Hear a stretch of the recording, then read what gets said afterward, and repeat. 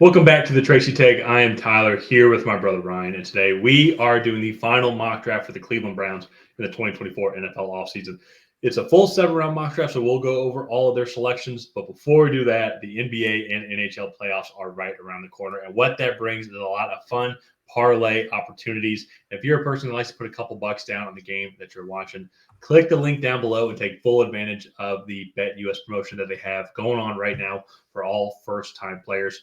You get a 125% match for your first 3 deposits on the site, a phenomenal deal. And with all the games that are going to be coming up here, you can have some amazing parlays that you can take full advantage of. So click the link down below. And while you're at it, be sure to like this video and also subscribe to the Tracy Take to get notified when new videos come out. Now, Ryan, let's pull up the Browns pick here. So they don't have a first-round pick thanks to the Deshaun Watson trade. I'm pretty sure the last season that is in place. So when coming here, starting at the 54th pick, just in general, I will say Ryan and I, for the Browns, I feel like their roster is already fairly solid. I would say you go up and down the lineup here.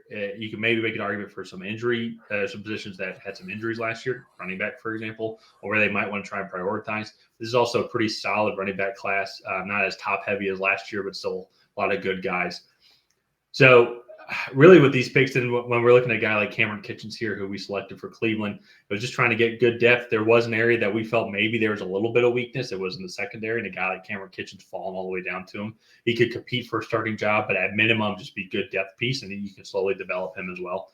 But with this, I think they could go offensive line, defensive line, receiver. I think outside of quarterback, that's the only one I think that they won't do just because of all the investments that they made. And they even signed Jameis Winston to be the backup. But what are your thoughts on this pick? What are some other potential selections you think the Browns could take here? Yeah, Cameron Kitchens is one of my favorite safeties in this class, and he didn't test well at the combine. I'll just say that right off the bat. But you go watch him on tape, he's a more explosive and fluid athlete than you would think given his testing numbers. But instinctually, he just has an eye for where the football is going to go. And I really like what he brings to the table. He is super versatile. He can be a single high free safety with that anticipation, but he can also come down and play in the box or play over a tight end or maybe a slot receiver. And just he's a really, really solid player. I think the Browns could use that versatility on the back end of that defense. Especially because they play those corners play a little aggressive with Denzel Ward and Greg Newsome. They like to get up and play man coverage, and I think having a security blanket on the back end is always good in those scenarios. Yeah, and with the division that they're in too, just with how it is such a hard-nosed fought, not like that AFC North traditional game as well. But then too, it's neat to see with the new now modern flair of offense where it's very pass heavy. All the teams in the AFC North have solid tight ends, or if they don't have solid tight ends, then they still have like just big receivers that safeties need to be aware of and potentially have to cover in certain situations. So having a guy like him that adds that versatility will help out the Browns with him going up against Baltimore, for example, someone to guard Mark Andrews or Isaiah Likely. So let's move on though now to their next pick, picking 85th overall. I have them go Michael Hull Jr., defensive tackle as well. I know that they re-signed a lot of the guys from last season. They're on the defensive line to help Myles Garrett have one of the best defensive lines, I think, in the league.